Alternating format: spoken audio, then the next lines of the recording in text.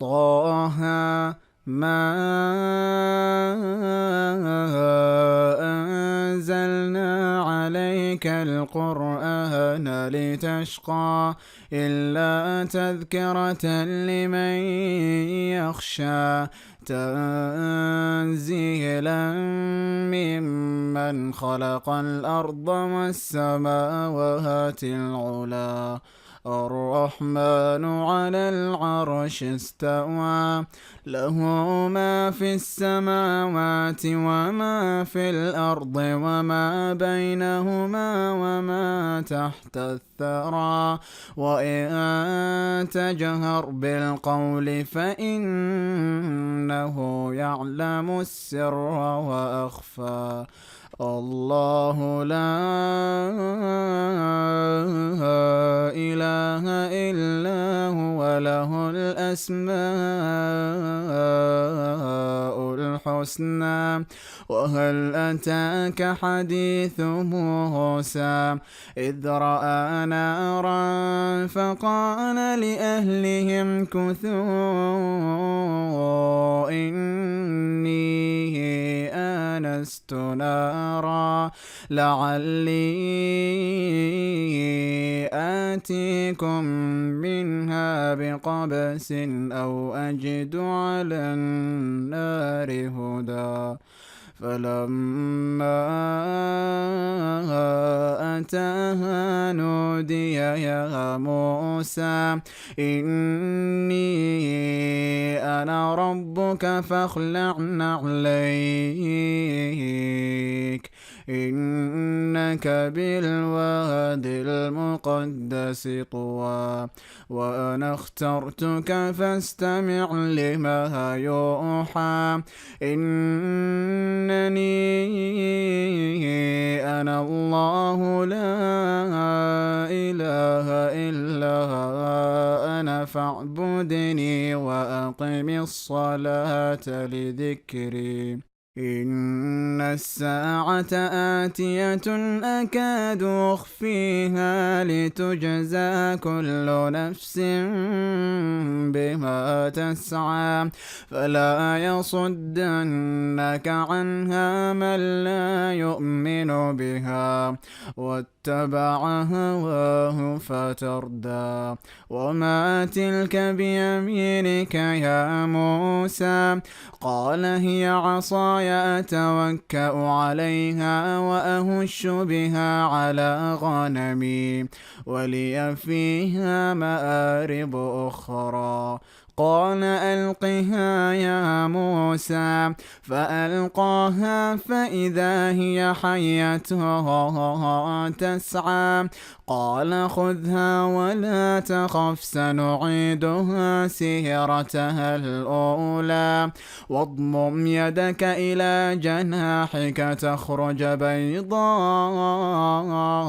من غير سوء واضمم يدك إلى جناحك تخرج بيضاء من غير سوء آية أخرى لنريك من آياتنا الكبرى اذهب إلى فرعون إنه طغى قال رب اشرح لي صدري ويسر لي أمري واحلل عقدة من لساني يفقه قولي واجعل لي وزيرا من أهلي هارون أخي اشدد به أزري وأشركه في أمري كي نسبحك كثيرا ونذكرك كثيرا إنك كنت بنا بصيرا قال قد أوتيت سؤلك يا موسى ولقد مننا عليك مرة أخرى إذ أوحينا إلى أمك إليك ما يوحى أن اقذفيه في التابوت فاقذفيه في اليم فليلقه اليم بالساحل يأخذه عدو لي وعدو له وألقيت عليك محبة مني ولتصنع على عيني إذ تمشي أختك فتقول هل أدلكم على من يكفله فرجعناك إلى أمك كي تقر عينها ولا تحزن وقتلت نفسا فنجيناك من الغم وفتناك فتونا فلبثت سنين في أهل مدين ثم جئت على قدري يا موسى واصطنعتك لنفسي اذهب أنت وأخوك بآياتي ولا تنيها في ذكري اذهبا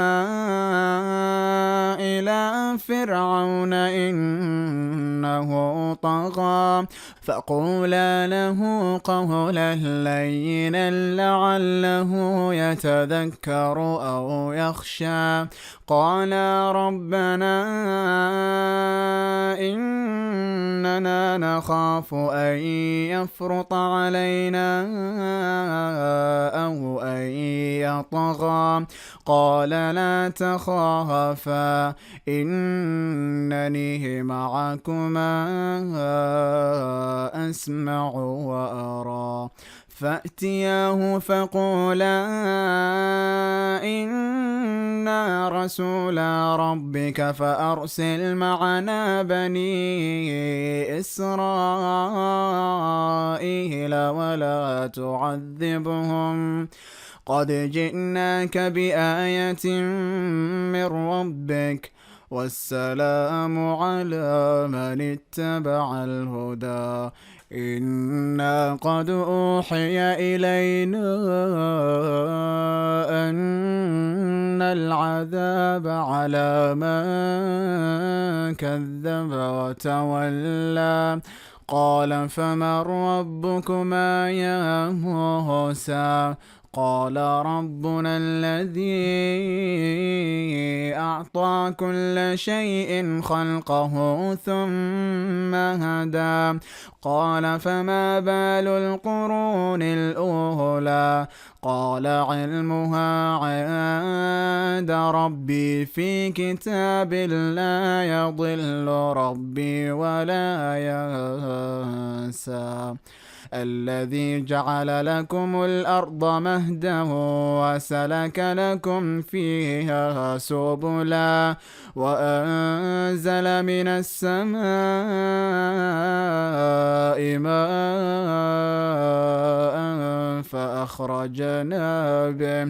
فأخرجنا به أزواجا من نبات شتى كلوا وارعوا أنعامكم إن في ذلك لآيات لأولي النهى منها خلقناكم وفيها نعيدكم ومنها نخرجكم تارة أخرى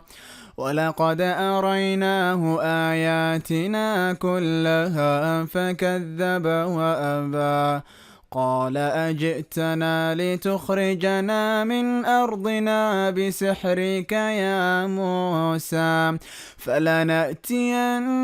بسحر مثله فاجعل بيننا وبينك موعدا لا نخلفه نحن ولا أنت مكانا سوى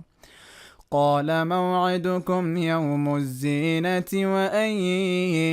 يحشر الناس ضحى فتولى فرعون فجمع كيده ثم أتى قال لهم موسى ويلكم لا تفتروا على الله كذبا فيسحتكم بعذاب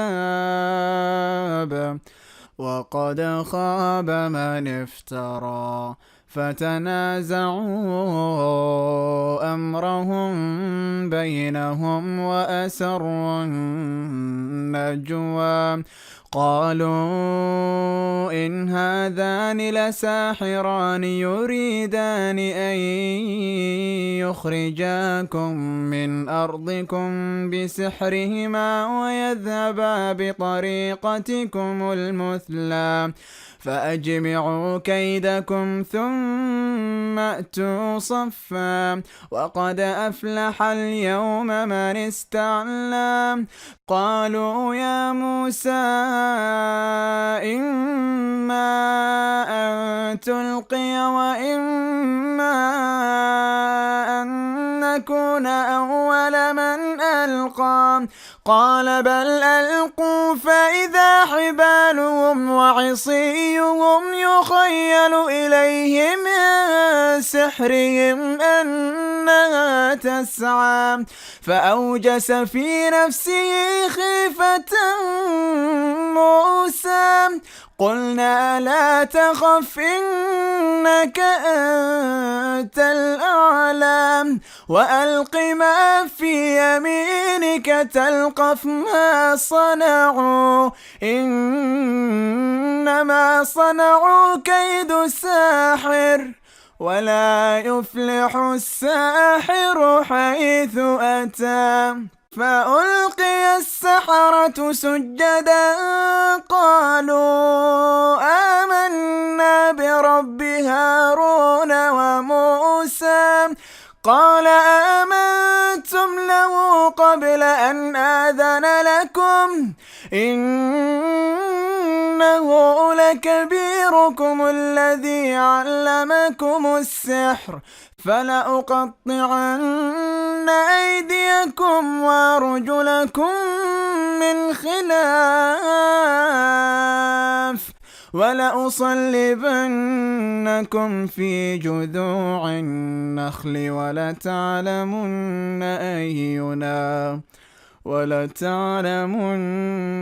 أينا أشد عذابا وأبقى قالوا لن نؤثرك على ما جاءنا من البينات والذي فطرنا فاقض ما أنت قاض إنما تقضي هذه الحياة الدنيا إنا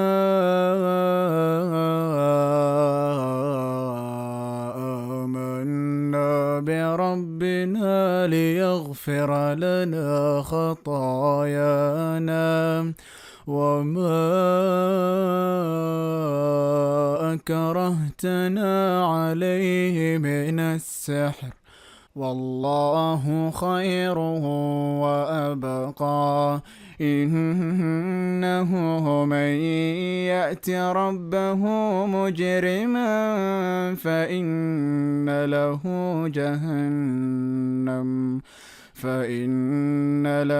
جهنم لا يموت فيها ولا يحيا ومن يأته مؤمنا قد عمل الصالحات فأولئك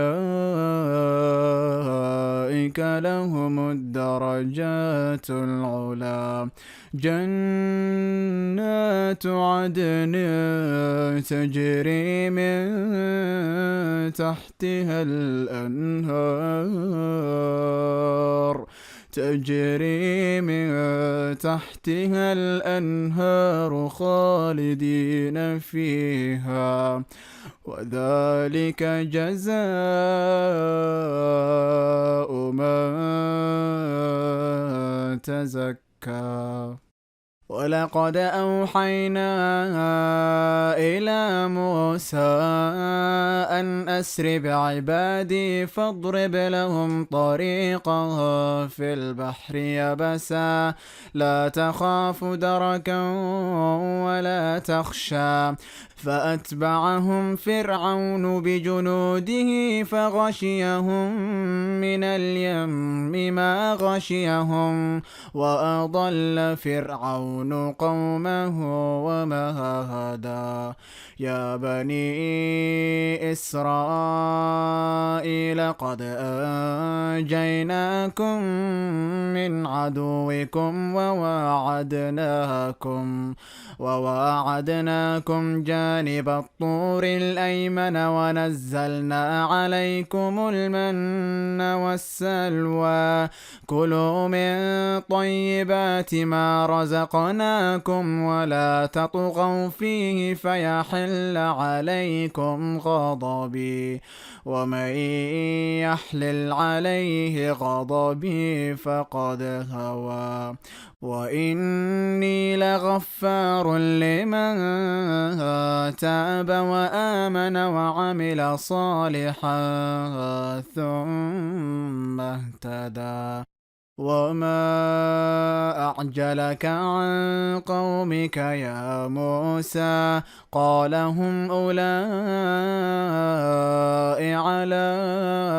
أثري وعجلت إليك رب لترضى. قال فإنا قد فتنا قومك من بعدك وأضلهم السامري. فرجع موسى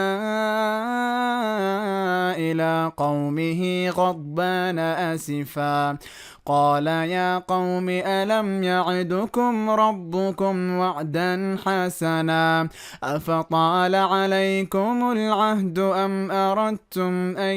يحل عليكم غضب من ربكم فأخلفتم موعدي. قالوا ما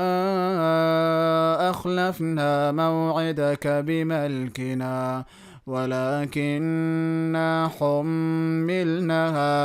أوزارا من زينة القوم فقذفناها فكذلك ألقى السامري. فأخرج لهم عجلا جسدا له خوار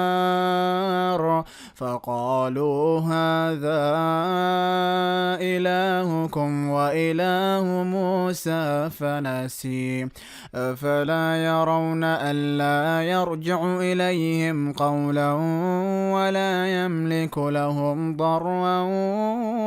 ولا نفعا. ولقد قال لهم هارون من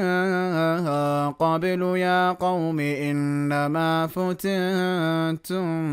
به وإن ربكم الرحمن فاتبعوني وأطيعوا أمري. قالوا لن نبرح عليه عاكفين حتى يرجع إلينا موسى. قال يا هارون ما منعك إذ رأيتهم ضلوا ألا تتبعني أفعصيت أمري. قال يا ابن لا تأخذ بلحيتي ولا برأسي إني خشيت أن تقول فرقت بين بني إسرائيل ولم ترقب قولي. قال فما خطبك يا سامري؟ قال بصرت بما لم يبصروا به فقبضت قبضة من أثر الرسول فنبذتها وكذلك سولت لي نفسي. قال فاذهب فإن لك في الحياة أن تقول لا مساس وإن لك موعدا لن تخلفه وانظر إلى إلهك الذي ظلت عليه عاكفا لنحرقنه ثم لنسفنه في اليم نسفا إنما إلهكم الله الذي لا إله إلا هو وسع كل شيء علما كذلك نقص عليك من أنباء ما قد سبق وقد آتيناك من لدنا ذكرا من أعرض عنه فإنه يحمل يوم القيامة وزرا خالدين فيه وساء لهم يوم القيامة حملا يوم ينفخ في الصور ونحشر المجرمين يومئذ زرقا يتخافتون بينهم إن لبثتم إلا عشرا نحن أعلم بما يقولون إذ يقول أمثلهم طريقة إن لبثتم إلا يوما ويسألونك عن الجبال فقل ينسفها ربي نسفا فيذرها قاعا صفصفا لا ترى فيها عوجا ولا أمتا يومئذ يتبعون الداعي لا عوج له وخشعت الأصوات للرحمن فلا تسمع إلا همسا يومئذ لا تنفع الشفاعة إلا من أذن له الرحمن ورضي له قولا يعلم ما بين أيديهم وما خلفهم ولا يحيطون به علما وعنت الوجوه للحي القيوم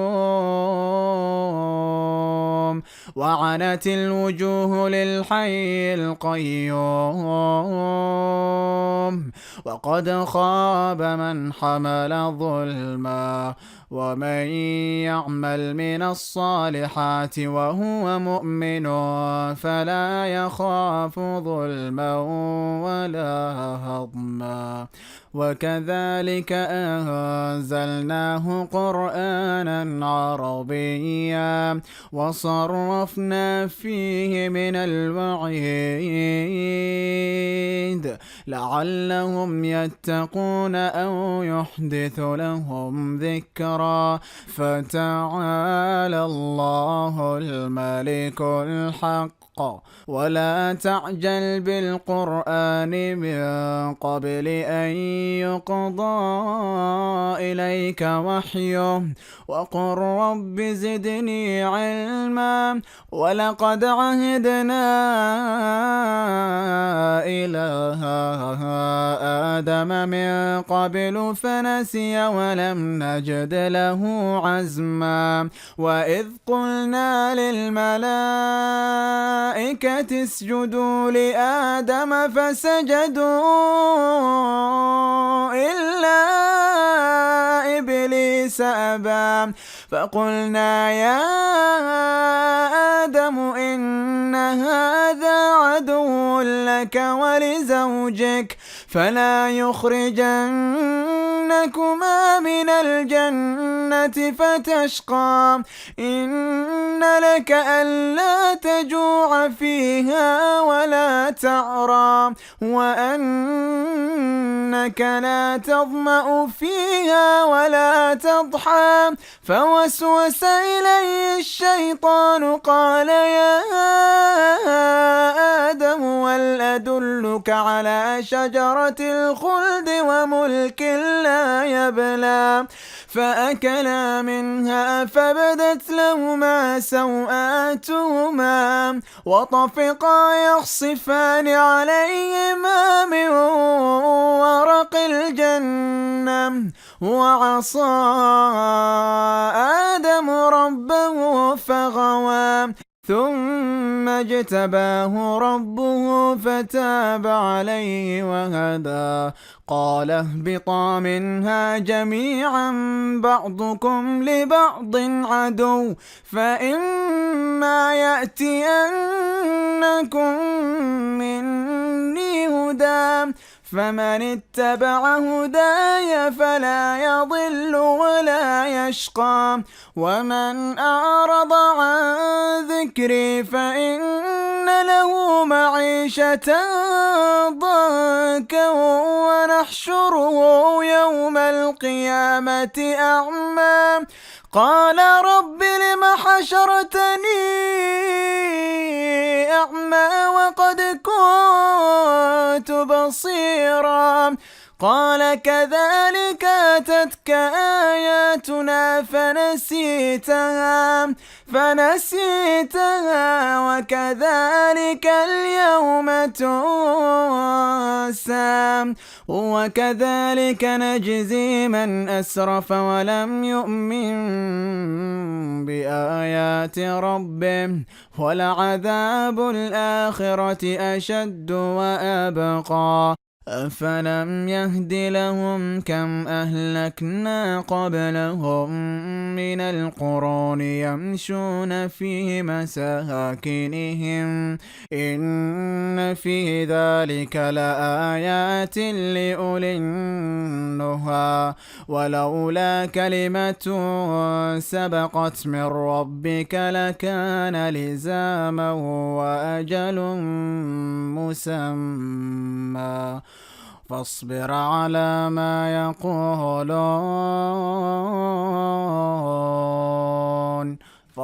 على ما يقولون وسبح بحمد ربك قبل طلوع الشمس وقبل غروبها ومن آناء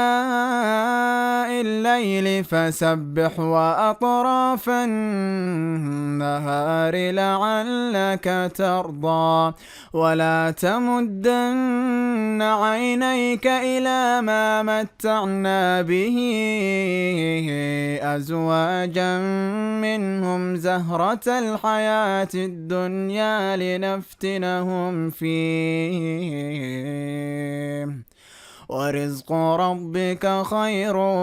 وأبقى. وأمر أهلك بالصلاة واصطبر عليها لا نسألك رزقا نحن نرزقك والعاقبة للتقوى. وقالوا لولا يأتينا بآية من ربه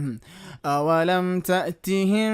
بينة ما في الصحف الأولى ولو أنا أهلكناهم بعذاب من قبله لقالوا ربنا لولا أرسلت إلينا رسولا فنتبع آياتك من قبل أن نذل ونخزى. قل كل متربص فتربصوا فستعلمون من أصحاب الصراط السوي ومن اهتدى.